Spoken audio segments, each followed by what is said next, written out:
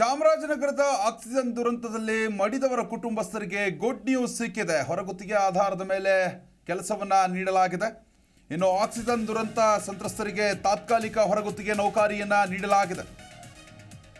February 1ರಿಂದ ಕೆಲಸಕ್ಕೆ ತೆರಳುವುದಕ್ಕೆ ಸಂತ್ರಸ್ತ ಕುಟುಂಬಸ್ಥರು ಒಪ್ಪಿಗೆಯನ್ನ ಸೂಚಿಸಿದ್ದಾರೆ. ಇನ್ನು ಆಕ್ಸಿಜನ್ ದುರಂತ ಸಂತ್ರಸ್ತರಿಗೆ ತಾತ್ಕಾಲಿಕ ಹೊರಗುತ್ತಿಗೆ ನೌಕರಿಯನ್ನ ನೀಡಲಾಗಿದೆ. ಜಿಲ್ಲಾಡಳಿತ ಭವನದ ಕಚೇರಿ, ತಾಲೂಕು ಕಚೇರಿ, ನಗರಸಭೆಯಲ್ಲಿ ಹೊರಗುತ್ತಿಗೆ ನೌಕರಿಯನ್ನು ನೀಡಲಾಗಿದೆ. ಖಾಲಿ ಇರುವಂತಹ ಡಿ ಗ್ರೂಪ್ ಹುದ್ದೆಗಳನ್ನು ಸಂತ್ರಸ್ತರಿಗೆ ನೀಡಲಾಗಿದೆ. ಇನ್ನು ಚಾಮರಾಜನಗರ ಆಕ್ಸಿಜನ್ ದುರಂತ ಆದಮೇಲೆ ದೊಡ್ಡ ಮಟ್ಟದ ಚರ್ಚೆಗಳು ಕೂಡ ನಡೆದಿದ್ವು. ಅನೇಕರು ಕೂಡ ಇದರಲ್ಲಿ ಪ್ರಾಣವನ್ನು ಕಳೆದುಕೊಂಡಿದ್ರು. ಸಂತ್ರಸ್ತರ ಕುಟುಂಬಸ್ಥರಿಗೆ ಸರ್ಕಾರ ಕೆಲಸವನ್ನು ಕೊಡಬೇಕು ಅನ್ನೋ ಒಂದು ನಿಟ್ಟಿನಲ್ಲೂ ಕೂಡ ಆಗ್ರಹಗಳು ಕೇಳಿ ಬರ್ತಾನೇ ಇತ್ತು. ಈಗ ಆಕ್ಸಿಜನ್ ದುರಂತದ ಸಂತ್ರಸ್ತರ ಕುಟುಂಬಸ್ಥರಿಗೆ ಗುಡ್ ನ್ಯೂಸ್ ಸಿಕ್ಕಿದೆ. ಹೊರಗುತ್ತಿಗೆ ಆಧಾರದ ಮೇಲೆ ನೌಕರಿಯನ್ನು ಕೂಡ ಕೊಡಲಾಗಿದೆ. ಕೆಲಸವನ್ನು ಕೊಟ್ಟಿದೆ ಸರ್ಕಾರ. ಫೆಬ್ರವರಿ 1ನೇ ತಾರೀಕಿನಿಂದ ಕೆಲಸಕ್ಕೆ ಹೋಗೋದಕ್ಕೆ ಒಪ್ಪಿಗೆ ಕೂಡ ಸಿಕ್ಕಿರುವಂಥದ್ದು. ಜಿಲ್ಲಾಡಳಿತ ಭವನ ಹಾಗೆಯೇ ತಾಲೂಕು ಕಚೇರಿ, ನಗರಸಭೆಯಲ್ಲಿ ಖಾಲಿ ಇರುವಂತಹ ಡಿ ಗ್ರೂಪ್ ಹುದ್ದೆಗಳಿಗೆ ಸಂತ್ರಸ್ತರ ಕೆಲಸವನ್ನು ನೀಡಲಾಗಿರುವಂಥದ್ದು ಹೊರಗುತ್ತಿಗೆ ಆಧಾರದ ಮೇಲೆ. ದುರಂತದಲ್ಲಿ 32 ಜನ ಮರಣ ಹೊಂದಿದ್ದು, ಆ ಪಾಪ ಅವ್ರಿಗೆ ಏನು ಆಶ್ರಯ ಇರಲಿಲ್ಲ. 32 ಜನ ಮರಣ ಹೊಂದಿದ ಮೇಲೆ ಆ ಕುಟುಂಬಕ್ಕೆ ಏನು ಆಶ್ರಯ ಇರಲಿಲ್ಲ. ಆದರೆ ನಮ್ಮ ಸರ್ಕಾರ, ಅದರಲ್ಲೂ ಸಿದ್ದರಾಮಯ್ಯ ಸಾಹೇಬರು ಹಾಗೂ ಡಿ.ಕೆ. ಶಿವಕುಮಾರ್ ಸಾಹೇಬರು ಮಂದಿ ಸರ್ಕಾರ ರಚಿಸಿದ ಮೇಲೆ ಈಗ ಈ 32 ಕುಟುಂಬಕ್ಕೆ ಒಂದು ಕಾಯಂ ನೌಕರಿಯನ್ನು ಕೊಟ್ಟಿದೆ. ಆ ಕುಟುಂಬಕ್ಕೆ ಆಧಾರವನ್ನು ಕೊಟ್ಟಿದೆ. ಇದೇ ನಮ್ಮ ಗ್ಯಾರಂಟಿಗಳ ಪೈಕಿ ಇದು ಒಂದು ಗ್ಯಾರಂಟಿನ ಸಿದ್ದರಾಮಯ್ಯ ಅವರು ಹಾಗೂ ಡಿ.ಕೆ. ಶಿವಕುಮಾರ್ ಅವರು ನೆರವೇರಿಸ್ಕೊಟ್ಟಿದ್ದಾರೆ. ಹಾಗೆ ಇನ್ನೂ ಎಲ್ಲ ಗ್ಯಾರಂಟಿಗಳನ್ನೂ ನೆರವೇರಿಸ್ಕೊಡ್ತಾ ಇದ್ದಾರೆ ಎಲ್ಲರೂ. ಇವಾಗ ನಮಗೆ ಜೀವನ ಮಾಡೋದು ತುಂಬ ಕಷ್ಟ ಇರೋದ್ರಿಂದ ಹೊರಗುತ್ತಿಗೆ ಕೆಲಸ ಮಾಡಿ ಅಂತ ಹೇಳಿದ್ದಾರೆ. ನಮಗೆ ಚಿಕ್ಕ ಮಕ್ಕಳು ಇರೋದ್ರಿಂದ ನಮಗೆ ಜೀವನ ಮಾಡೋದು ತುಂಬ ಕಷ್ಟ ಆಗಿದೆ. ಅದಕ್ಕೋಸ್ಕರ ನಾವು ಹೊರಗುತ್ತಿಗೆ ಕೆಲಸಕ್ಕೆ ಹೋಗಬೇಕಾದ ಅನಿವಾರ್ಯ ಇದೆ ಸರ್. ಅದಕ್ಕೆ ನಾವು ಒಪ್ಕೊಂಡಿದ್ದೀವಿ. ಆಮೇಲೆ ನೆನ್ನೆ ಸಮಾಜ ಕಲ್ಯಾಣ ಇಲಾಖೆಯಿಂದ ಫೋನ್ ಮಾಡಿದರು, ಹಾಸ್ಟೆಲ್ಗೆ ಅಡುಗೆ ಕೆಲಸಕ್ಕೆ ಬನ್ನಿ ಅಂತ ಹೇಳಿದ್ರು. ನಮಗೆ ಚಿಕ್ಕ ಮಕ್ಕಳು ಇರೋದ್ರಿಂದ ಮಕ್ಕಳಿಗೋಸ್ಕರನೇ ನಾವು ಕೆಲಸ ಕೇಳೋದ್ರಿಂದ ನಮ್ಮ ಮಕ್ಕಳನ್ನ ಬಿಟ್ಬಿಟ್ಟು ಹಾಸ್ಟೆಲ್ ಹೋಗಿ ಇರೋಕ್ಕಾಗಲ್ಲ. ಆಮೇಲೆ ಬೆಳಗ್ಗೆ 6 ಗಂಟೆಗೆ ಹೋಗೋಕ್ಕಾಗಲ್ಲ ಅಂತಂದ್ಬಿಟ್ಟು ನಾವು ಯಾರೂ ಅಡುಗೆ ಕೆಲಸಕ್ಕೆ ಬರೋದಿಲ್ಲ ಅಂತ ಹೇಳಿದ್ವಿ. ಇವತ್ತು ADC ಮೇಡಮ್ ಹತ್ರ ಬಂದು, ಮೇಡಮ್ ನಮ್ಮ ಕಷ್ಟ ಈ ರೀತಿ ಇದೆ ಅಂತ ಹೇಳ್ಕೊಂಡಾಗ ADC ಮೇಡಮ್ ಅವರು ಆಯಿತು ಅಂತಂದ್ಬಿಟ್ಟು ನಮ್ಮ ಕಷ್ಟಕ್ಕೆ ಸ್ಪಂದಿಸಿ ಇಲ್ಲಿ DC ಆಫೀಸು, ತಾಲೂಕು ಆಫೀಸು, ನಗರಸಭೆ, DHO ಆಫೀಸು, ಈ ಕಡೆ ಆಫೀಸ್ಗಳಲ್ಲೆಲ್ಲ ನಮ್ಮ ಗ್ರಾಮಗಳಲ್ಲೆಲ್ಲ ಹತ್ರ ಇದೆ, ಹಂಗೇನೆ ವ್ಯವಸ್ಥೆ ಮಾಡಿಕೊಟ್ಟಿದ್ದಾರೆ. ADC ಮೇಡಮ್ ಅವರು ತುಂಬ ಒಳ್ಳೆ ರೀತಿ ಸ್ಪಂದಿಸಿದ್ರು. ಅವ್ರಿಗೆ ನಮ್ಮ 36 ಜನ ಕುಟುಂಬಗಳಿಂದ ಕೃತಜ್ಞತೆಗಳನ್ನು ಸಲ್ಲಿಸ್ತೀನಿ. ಮತ್ತು ನಾಲ್ಕು ಇವಾಗ ಕೇಳ್ಕೊಳ್ಳೋದೇನಪ್ಪ ಅಂತಂತಂದರೆ, ನಮಗೆ ಇವಾಗ ಅನಿವಾರ್ಯ ಇರೋ ಹೆಸರು ಅಜಯ್ ಕುಮಾರ್ ಅನ್ನೋದು, ಅವ್ರು ನನ್ನ ಹಸ್ಬೆಂಡು. ನಮಗೆ ನೆನ್ನೆ ಎಲ್ಲ ಹೊರಗುತ್ತಿಗೆ ಆಧಾರದ ಮೇಲೆ ಕೆಲಸ ಕೊಡಿಸ್ತೀವಿ ಅಂತ ಹೇಳಿದರು. ಅದು ನೆನ್ನೆ ಎಲ್ರಿಗೂ ಫೋನ್ ಬಂದಿದೆ ಸಮಾಜ ಕಲ್ಯಾಣ ಇಲಾಖೆಯಿಂದ ಅಡುಗೆ ಕೆಲಸಕ್ಕೆ ಅಂತ ಬಂದರು. ನಮಗೆ ತುಂಬ ಜನಕ್ಕೆ ಫೋನ್ ಬಂದಿರೋದ್ರಿಂದ ನಾವೆಲ್ಲ ಸೇರಿ ನಮ್ಗೆ ಅದು ಕೆಲಸ ಬೇಡ ಅಂತ ಹೇಳಿ ADC ಮೇಡಮ್ನ ಮೀಟ್ ಮಾಡಿದ್ವಿ. ಅವರು ನಮಗೆ ಈ ಥರ ಇದೆ ಹೋಗಿ ಅಂತ ಹೇಳಿದ್ದಕ್ಕೆ, ಮೇಡಮ್ ನಾವು ಅಡುಗೆ ಕೆಲಸಕ್ಕೆ ಹೋಗೋಕ್ಕಾಗಲ್ಲ, ನಮಗೆ ಚಿಕ್ಕ ಪುಟ್ಟ ಮಕ್ಕಳಿರೋದ್ರಿಂದ ತುಂಬ ಕಷ್ಟ ಆಗುತ್ತೆ, ನಾವು ಅಲ್ಲೇ ಇರೋ ಪರಿಸ್ಥಿತಿ ಬರುತ್ತೆ, ನಮ್ಗೆ ಆಗಲ್ಲ, ನಮ್ಮನ್ನು ನೋಡ್ಕೊಳ್ಳೋರು ಯಾರೂ ಇಲ್ಲ, ನಮಗೆ ಎಲ್ಲರೂ ಆಫೀಸ್ ವರ್ಕ್ ಎಲ್ಲಾದರೂ ಹಾಕ್ಕೊಡ್ಬೋದಾ, ಡಿ ಗ್ರೂಪಲ್ಲೇ ತುಂಬ ಗ್ರೂಪ್ಗಳಿದೆ, ಹಾಕ್ಕೊಡಿ ದಯವಿಟ್ಟು ಅಂತ ಕೇಳ್ಕೊಂಡ್ವಿ. ಅವರು ಊರಿಗೆ ಹತ್ರ ಇರೋರಿಗೆ ತಾಲೂಕು ಆಫೀಸು ಮತ್ತು DHO ಆಫೀಸು ಮತ್ತು ಇಲ್ಲೇ DC ಆಫೀಸು, ಎಲ್ಲೆಲ್ಲಿ ಆಫೀಸ್ ವರ್ಕ್ಗಳು ಡಿ ಗ್ರೂಪೇ ಖಾಲಿ ಇದೆ ಅಲ್ಲಿ ಹಾಕ್ಕೊಟ್ಟಿದ್ದಾರೆ. ಅವರಿಗೆ ಧನ್ಯವಾದ ಹೇಳ್ತೀವಿ. ಮತ್ತು ನಾವು ಇವಾಗ ಸರ್ಕಾರ ಗೌರ್ಮೆಂಟ್ ಕೆಲಸನೇ ಕೊಡ್ತೀವಿ ಅಂತ ಹೇಳಿದ್ದಾರೆ. ಅಂದಾಜು ತೀರೋಗಿರೋ ಮನೆಗೆ ಒಬ್ಬರಿಗೆ ಅನಿವಾರ್ಯ ಇರೋರಿಗೆ ಕೆಲಸ ಕೊಡಿಸ್ತೀವಿ ಅಂತ ಹೇಳಿದ್ದಾರೆ. ಅದೇ ಭರವಸೆ ಕೊಟ್ಟಿದ್ದಾರೆ, ಅದನ್ನು ಇನ್ನೂ ಪೂರೈಸಿಲ್ಲ. ದಯವಿಟ್ಟು ಅದನ್ನು ಪೂರೈಸ್ಕೊಡ್ಬೇಕು ಅಂತ ಕೇಳ್ಕೊತೀವಿ. ಕುಮಾರ್ ಅವರು ಹೇಳಿದರು, ರಾಹುಲ್ ಗಾಂಧಿ ಅವರು ಹೇಳಿದರು, ಮತ್ತು ಈಗ ಸ್ವಲ್ಪ ದಿನದಲ್ಲಿ ಸಿದ್ದರಾಮಯ್ಯ ಸರ್ ಬಂದಾಗ CM ಅವರೂ ಹೇಳಿದರು, ಕೊಡಿಸ್ತೀವಿ ಮೇಡಮ್, ನಾವು ಕ್ಯಾಬಿನೆಟಲ್ಲಿ ಡಿಸೈಡ್ ಮಾಡಿ ಕೊಡಿಸ್ತೀವಿ ಅಂತ ಹೇಳಿದರು.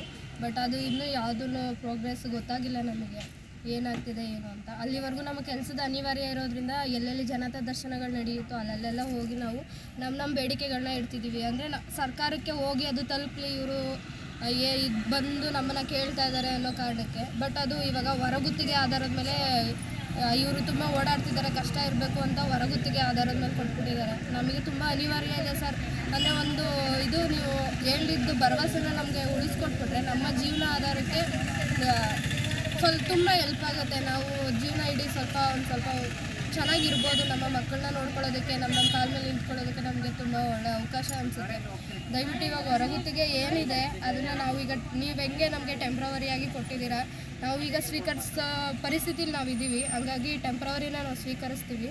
ಹಾಗೇ ನಮ್ಗೆ ಆದಷ್ಟು ಬೇಗ ಒಂದು ಗೌರ್ಮೆಂಟ್ ಕೆಲಸ ನಿಮ್ಮ ಕಡೆಯಿಂದ ಆದರೆ ತುಂಬ ಅನುಕೂಲ ಆಗುತ್ತೆ ಸರ್. ತುಂಬ ಕಷ್ಟದಲ್ಲಿದ್ದೀವಿ. ದಯವಿಟ್ಟು ಆದಷ್ಟು ಬೇಗ ನಮಗೆ ಒಂದು ಗೌರ್ಮೆಂಟ್ ಕೆಲಸನ ಮಾಡಿಕೊಡ್ಬೇಕಾಗಿ ನಿಮ್ಮನ್ನು ಕೇಳ್ಕೊತೀವಿ.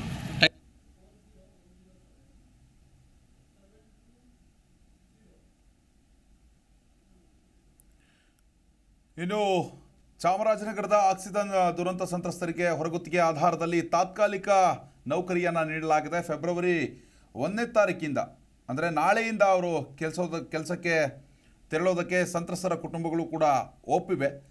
ಗಣರಾಜ್ಯೋತ್ಸವದ ಭಾಷಣದಲ್ಲಿ ಜಿಲ್ಲಾ ಉಸ್ತುವಾರಿ ಸಚಿವ ಕೆ ವೆಂಕಟೇಶ್ ಆಮ್ಲಜನಕ ದುರಂತ ಸಂತ್ರಸ್ತರಿಗೆ ತಾತ್ಕಾಲಿಕವಾಗಿ ಹೊರಗುತ್ತಿಗೆ ಆಧಾರದಲ್ಲಿ ನೌಕರಿ ಕೊಡೋದಾಗಿ ಘೋಷಣೆ ಮಾಡಿದರು. ಈಗ ಆ ಒಂದು ಭರವಸೆ ಈಡೇರಿರುವಂಥದ್ದು.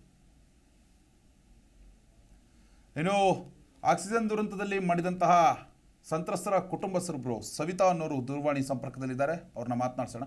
ಸವಿತಾ ಅವರೇ, ಈಗ ಸರ್ಕಾರ ಒಂದು ಭರವಸೆಯನ್ನು ಕೊಟ್ಟಿತ್ತು, ಆದರೆ ಹೊರಗುತ್ತಿಗೆ ಆಧಾರದ ಮೇಲೆ ಈಗ ನಿಮಗೆ ಉದ್ಯೋಗವನ್ನು ಕೊಡ್ತಾ ಇದೆ. ಇದು ಎಷ್ಟರ ಮಟ್ಟಿಗೆ ನಿಮಗೆ ಸಂತಸ ತಂದಿದೆ? ಮುಂದಿನ ದಿನಮಾನಗಳಲ್ಲಿ ನೀವು ಸರ್ಕಾರದ ಮುಂದೆ ಇಡುವಂತಹ ಬೇಡಿಕೆ ಏನು ಅಂತ? ಸರ್, ನಮಗೆ ಇವಾಗ ಕೊಟ್ಟಿದಾರಲ್ಲ ಸರ್, ಆ ಕೆಲಸ ನಮಗೆ ಕಾಯಂ ಉದ್ಯೋಗ ಮಾಡ್ಕೊಡ್ಬೇಕು ಸರ್. ಓಕೆ. ನಾವು ಈ ತರ ಹೊರ ಗುತ್ತಿಗೆ ಕೆಲಸ ಮಾಡಕ್ಕಾಗಲ್ಲ ಸರ್. ಯಾಕಂದ್ರೆ ಅವರು ಒಂದ್ 3 ತಿಂಗಳು ತಗೋಬಹುದು, 6 ತಿಂಗಳು ತಗೋಬಹುದು. ಆಮೇಲೆ ಬೇರೆ ಸರ್ಕಾರ ಬಂತು ಅಂತ ಚೇಂಜ್ ಮಾಡಿದ್ರೆ ನಮ್ಗೆ ಎಲ್ಲಿಗೆ ಹೋಗಕ್ಕಾಗತ್ತೆ ಸರ್? ಓಕೆ. ಅದಕ್ಕೆ ನಮ್ಗೆ ಇದನ್ನೇ ಕಾಯಂ ಉದ್ಯೋಗ ಅಂತ ಮಾಡ್ಕೊಟ್ರೆ ಸಾಕು ಸರ್. ಓಕೆ. ನಿಮ್ಮ ಕುಟುಂಬಸ್ಥರನ್ನ ಕಳೆದುಕೊಂಡು ನೀವು ಕಂಗಾಲಾಗಿದ್ರಿ. ಅಲ್ಲಿಂದ ಇಲ್ಲಿವರೆಗೂ ಕೂಡ ಸಾಕಷ್ಟು ತೊಂದರೆಗಳನ್ನು ಎದುರಿಸಿದ್ರಿ. ಈಗ ಸರ್ಕಾರ ಈಗ ಹೊರಗುತ್ತಿಗೆ ಆಧಾರದ ಮೇಲೆ ಕೆಲಸ ಕೊಟ್ಟಿದೆ. ಅವರೇ ನಮ್ಮ ಎಲ್ಲಾರು ನೋಡ್ಕೊತಿದ್ರು ಸರ್. ನಮ್ಮ ಅಪ್ಪ ಅಮ್ಮನವೇ, ನಮ್ಮ ಮನೇಲಿ ಗಂಡ್ ಮಕ್ಳಿಲ್ಲ ಸರ್. ಅವ್ರು ನಮ್ ಗಂಡ್ ಮಗನಾಗಿ ನಮ್ಮ ಅಪ್ಪ ಅಮ್ಮ ನನ್ನ ಮಕ್ಕಳನ್ನ ಎಲ್ಲಾರನ್ನೂ ನೋಡ್ಕೊತಿದ್ದೆ ಅವ್ರೆ ಸರ್. ಇವತ್ತು ಅವ್ರನ್ನೆಲ್ಲ ಕಳ್ಕೊಂಡು ನಮ್ಮ ಅಪ್ಪ ಪಾಪ ನಮ್ಮನ್ನೆಲ್ಲರನ್ನೂ ಸಾಕ್ಬೇಕು ಸರ್. ಇವತ್ತು ನಮ್ಮ ಅಪ್ಪ ಪಾಪ ಅವರು ಪೇಷಂಟು. ಇವತ್ತು ಅವ್ರನ್ನ ನಾವು ಸಾಕ್ಬೇಕಾಗಿತ್ತು. ಇವತ್ತು ಅವರೇ ನಮ್ ಸಾಕೋ ಪರಿಸ್ಥಿತಿ ಬಂದಿದೆ ಸರ್. ಅದಕ್ಕೆ ನಮ್ಮ ಕಾಲ ಮೇಲೆ ನಾವು ನಿಂತ್ಕೊಂಡು ಅವ್ರು ತೊಂದರೆ ಕೊಡಬಾರ್ದು ಅನ್ನೋ ಉದ್ದೇಶಕ್ಕೆ ನಾವು ಕಷ್ಟದಲ್ಲಿದ್ದಕ್ಕೆ ಸರ್ ಇದಕ್ಕೆ ಒಪ್ಕೊಂಡು ಹೋಯ್ತಾ ಇದ್ದೀವಿ ಸರ್. ಸವಿತಾ ಅವರೇ, ಎಲ್ಲಿ ನಿಮಗೆ ಜಿಲ್ಲಾಡಳಿತ ಭವನದಲ್ಲಿ ಕೊಟ್ಟಿರೋದ ಕೆಲಸ ಹೊರಗುತ್ತಿಗೆ ಆಧಾರದ ಮೇಲೆ ಎಲ್ಲಿ ಅಂತ? Gundlupet taluk office sir. ಗುಂಡ್ಲುಪೇಟೆ ತಾಲೂಕು ಆಫೀಸಲ್ಲಿ ಅಂದ್ರೆ ಏನ್ ಕೆಲಸ ಅಲ್ಲಿ? ಗೊತ್ತಿಲ್ಲ ಸರ್, ಅದು ಹೇಳಿಲ್ಲ ಸರ್. ಏನೋ ಹೇಳಿಲ್ಲ. ಹೇಳಿಲ್ಲ ಸರ್, ಯಾವ್ದು ಅಂತ ಹೇಳಿಲ್ಲ ಅವರು. ಓಕೆ. ನಾಳೆ ಹೋಗಿ ಅಂತ ಹೇಳಿದ್ದಾರೆ ಸರ್. ಹೋಯ್ತೀನಿ ಸರ್. ಈಗ ಸದ್ಯಕ್ಕೆ ಕೋವಿಡ್ ಸಂದರ್ಭದಲ್ಲಿ ಅನೇಕ ಜನ ಮೃತಪಟ್ಟಿದ್ರು. ಅದರಲ್ಲೂ ಕೂಡ ನಿಮ್ಮ ತಂದೆಯವರು ಮೃತಪಟ್ಟಿದ್ರು ಅಂತ ಹೇಳಿದ್ರಿ. ಅಲ್ಲಿಂದ ಇಲ್ಲಿ ಹಸ್ಬೆಂಡ್. ಓಕೆ. ಏನೆಲ್ಲ ಕಷ್ಟಗಳನ್ನ ಅನುಭವಿಸಿದ್ರಿ ಸ್ವಲ್ಪ ಎಕ್ಸ್ಪ್ಲೇನ್ ಮಾಡ್ಬೋದು? ಈಗ ಸ್ವಲ್ಪ ರಿಲ್ಯಾಕ್ಸೇಷನ್ ಸಿಗ್ತಾ ಇದೆ, ನಿಮಗೆ ಸಮಾಧಾನ ಆಗ್ತಾ ಇದೆ. ಏನ್ ಹೇಳ್ತೀರಾ ಈ ಬಗ್ಗೆ? ಏನ್ ಹೇಳ್ತೀರಾ? ಆ ಒಂದು ಕೋವಿಡ್ ಟೈಮಲ್ಲಿ ಯಾವ ರೀತಿ ಇತ್ತು ಕಷ್ಟ? ನಿಮ್ಮ ಯಜಮಾನರು ಕೂಡ ತೀರ್ಕೊಂಡಿದ್ರು. ಈಗ ಆಗ ಆಧಾರದ ಮೇಲೆ ಗುತ್ತಿಗೆ ನೌಕರಿ ಸಿಗ್ತಾ ಇದೆ. ಆ ಟೈಮಲ್ಲಿ ಹೇಗಿತ್ತು ಪರಿಸ್ಥಿತಿ ಅಂತ? ಆವಾಗ ತುಂಬಾ ಕಷ್ಟ ಅನುಭವಿಸಿದೀನಿ ಸರ್ ಇಲ್ಲಿವರೆಗೂ. ಅಂದ್ರೆ ಅಪ್ಪ ಇದ್ದಕ್ಕೇನೋ ಸದ್ಯ ಅವರು ನನ್ನ ಮಕ್ಕಳನ್ನ ಓದಿಸ್ಕೊಂಡು ಹೆಂಗೆ ಬೆಳೆಸ್ಕೊ ಬರ್ತಾ ಇದ್ದಾರೆ ಸರ್. ಅವ್ರಿಲ್ಲ ಅಂತಂದಿದ್ರೆ ಇವತ್ತು ನಾವು ಬೀದಲ್ಲಿ ಇರ್ಬೇಕಾಗಿತ್ತು ಸರ್. ಇವತ್ತು ಅಂದ್ರೆ ನಿಮ್ಮ ಯಜಮಾನ್ರು ಹೋದ್ಮೇಲೆ ನಿಮ್ಮ ತಂದೆಯವರೇ ನಿಮ್ಮನ್ನ ಸಾಕ್ತಾ ಇರೋದು? ನಮ್ಮ ತಂದೆಯವರೇ ಸರ್ ನಾನು ಸಾಕ್ತಾ ಇರೋರು ಈಗ. ಓಕೆ. ಎಷ್ಟು ಜನ ಮಕ್ಕಳು ಮೇಡಮ್ ನಿಮ್ಗೆ? ನಂಗೆ 2 ಹೆಣ್ಮಕ್ಳೇ ಸರ್. 2 ಹೆಣ್ಮಕ್ಳು? 2 ಹೆಣ್ಮಕ್ಳೇ. ಒಬ್ಳಿಗೆ 10 ವರ್ಷ ಸರ್, ಇನ್ನೊಬ್ಳಿಗೆ 8 ವರ್ಷ. ಮುಂದೆ ಏನಾದರೂ ಪರ್ಮನೆಂಟ್ ಮಾಡುವಂತಹ ಏನಾದರೂ ಕೊಟ್ಟಿದ್ದಾರಾ? ಏನು ಭರವಸೆನಾ? ಇಲ್ಲ ಸರ್, ಏನು ಭರವಸೆ ಕೊಟ್ಟಿಲ್ಲ ಸರ್. ಮಾಡ್ತಾರೆ ಅನ್ನೋ ನಂಬಿಕೆ ಇದೆ ಸರ್ ನಮಗೆ. ಓಕೆ. ಓಕೆ. ಧನ್ಯವಾದ ಸವಿತಾ ಅವರೇ, ಜಿ ಕನ್ನಡ ನ್ಯೂಸ್ ಜೊತೆ ಮಾತನಾಡೋದಕ್ಕೆ. ಒಟ್ಟಾರೆಯಾಗಿ ಹೊರಗುತ್ತಿಗೆ ಆಧಾರದ ಮೇಲೆ ಆಕ್ಸಿಜನ್ ಒಂದು ಅವಘಡ ಏನು ನಡೆದಿತ್ತು, ಅದರಲ್ಲಿ ಮೃತಪಟ್ಟಂತಹ ಸಂತ್ರಸ್ತರ ಕುಟುಂಬಸ್ಥರಿಗೆ ಈಗ ಹೊರಗುತ್ತಿಗೆ ಆಧಾರದಲ್ಲಿ ನೌಕರಿಯನ್ನು ಕೊಡಲಾಗಿದೆ. ಆದರೆ ಅವರ ಒಂದು ಒಪಿನಿಯನ್ ಏನು ಅಂತಂದರೆ, ಇದೇ ಆಧಾರದ ಮೇಲೆ ಅಂತಂದರೆ ಹೊರಗುತ್ತಿಗೆ ಆಧಾರದ ಮೇಲೆ ನಾವು ಎಷ್ಟು ದಿವಸ ಅಂತ ಕೆಲಸ ಮಾಡೋದು, ನಮಗೂ ಕೂಡ ಪರ್ಮನೆಂಟ್ ಕೆಲಸಗಳನ್ನು ಕೊಟ್ಟರೆ ಮುಂದಿನ ದಿನಮಾನಗಳಲ್ಲಿ ಜೀವನವನ್ನು ನಾವು ನಡೆಸ್ಬೋದು ನೀಟಾಗಿ. ನಮಗೂ ಕೂಡ 2 ಹೆಣ್ಮಕ್ಳಿದ್ದಾರೆ, ವಯಸ್ಸಾದ ತಂದೆ ನಮ್ಮನ್ನು ಸಾಕ್ತಾ ಇದ್ದಾರೆ. ಈ ರೀತಿಯಾಗಿ ಅಳಲನ್ನು ಕೂಡ ತೋಡ್ಕೊಂಡಿರುವಂಥದ್ದು. ಕಾದು ನೋಡೋಣ. ಸರ್ಕಾರ ಈಗ ಹೊರಗುತ್ತಿಗೆ ಆಧಾರದ ಮೇಲೆ ಕೆಲಸವನ್ನು ಕೊಟ್ಟಿದೆ.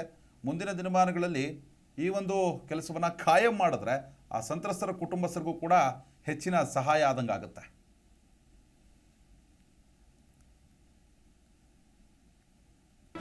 ಜಿ ಕನ್ನಡ ನ್ಯೂಸ್ ಈಗ ನಿಮ್ಮ ಮನೆಯಲ್ಲೇ ನೋಡಿ. ಎಲ್ಲ ಕೇಬಲ್ಗಳಲ್ಲಿ ಈಗ ಲಭ್ಯ.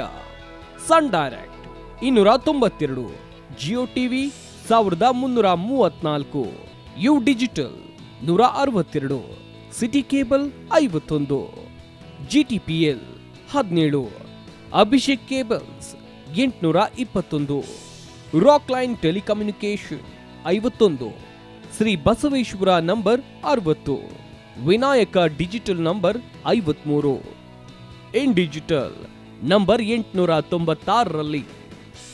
ನಿಮ್ಮಿಸ್ತದ ಜಿ ಕನ್ನಡ ನ್ಯೂಸ್ ನೋಡಿ ಆನಂದಿಸಿ.